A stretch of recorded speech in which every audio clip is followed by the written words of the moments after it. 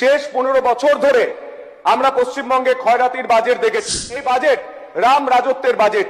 রাম রাজত্ব মানে পেটে ভাত, মাথায় ছাদ, হাতে কাজ, নারী সুরক্ষা, সামাজিক সুরক্ষা ও সাংস্কৃতিক সুরক্ষা। মাননীয় অধ্যক্ষ মহোদয়, মুখ্যমন্ত্রীকে আমার নতমস্তকে প্রণাম। বিধানসভায় উপস্থিত সমস্ত বিধায়কদের আমার নমস্কার, ধন্যবাদ বাজেট নিয়ে আমাকে বলতে সময় দেওয়ার জন্য। শেষ 15 বছর ধরে আমরা পশ্চিমবঙ্গে ক্ষয়রাতির বাজেট দেখেছি। এই প্রথম উন্নতির বাজেট দেখার সৌভাগ্য আমাদের হয়েছে। এই বাজেট জনমোহিনী নয়, জনদরদি। এই সদনে আসার আগে রাস্তায় শিক্ষকদের ধারাবাহিক লড়াই আমি দেখেছি, তা নিয়ে খবরও করেছি। সরকারি কর্মীদের দাবি মেনে 20% ডিএ দেওয়ার জন্য মুখ্যমন্ত্রীকে প্রথমেই প্রণাম এবং ধন্যবাদ। এই বাজেট রাম রাজত্বের বাজেট। রাম রাজত্ব মানে পেটে ভাত, মাথায় ছাদ, হাতে কাজ, নারী সুরক্ষা, সামাজিক সুরক্ষা ও সাংস্কৃতিক সুরক্ষা। আমাদের সংস্কৃতি ভারতীয় সংস্কৃতি, যে সংস্কৃতি আমাদের শেখায় রামধনুকে রামধনু বলতে, রংধনু বলতে নয়। আমি অনুরোধ করব যে আগের সরকার তোষণ করতে গিয়ে রামধনুর নাম রংধনু করে দিয়েছেন শিক্ষামন্ত্রী মহোদয়রা, যাতে ভারতীয় সংস্কৃতির প্রথা মেনে রামধনুকে ফিরিয়ে নিয়ে আসে আমাদের পাঠ্যপুস্তকে।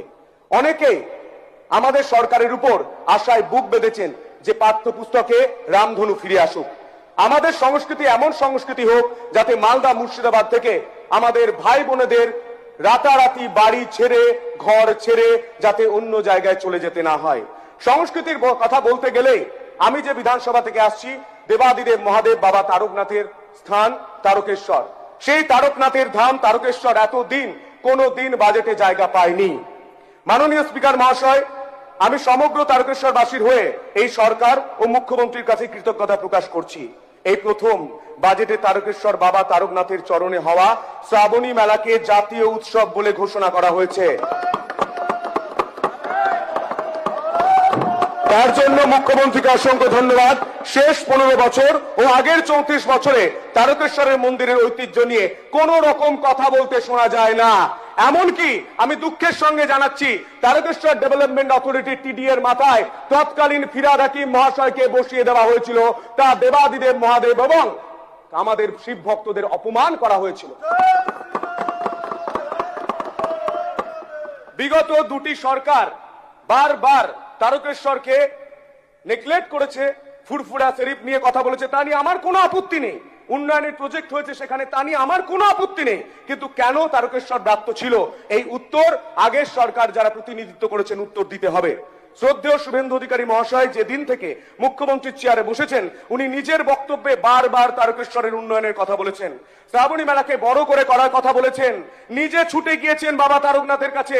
শ্রদ্ধেয় মুখ্যমন্ত্রীর কাছে আমার তারকেশ্বরবাসীর হয়ে কৃতজ্ঞতা প্রকাশ করছি। শ্রাবণী মেলাকে বাজেটে জাতীয় মেলা ঘোষণা হয়েছে এবং মুখ্যমন্ত্রীর নির্দেশ মতো 30 দিনের মাথায় অতি দ্রুততার সঙ্গে তারকেশ্বরের মন্দিরের সৌন্দর্যায়নের কাজ শুরু হয়েছে। যে রং আমাদের সংস্কৃতির সঙ্গে যায় না, সেই রং জোর করে চিপকে দেওয়া হয়েছিল তারকেশ্বর মন্দিরে। শ্রাবণী মেলার প্রস্তুতির কাজ শুরু হয়েছে দ্রুততার সঙ্গে। আপনি ধন্যবাদ জানাই যে তারকেশ্বরের সংস্কৃতি ফিরিয়ে আনার জন্য যে বিশেষ কথা, বিশেষ প্রজেক্ট বাজেটে রাখা হয়েছে, তার জন্য ধন্যবাদ জানাই।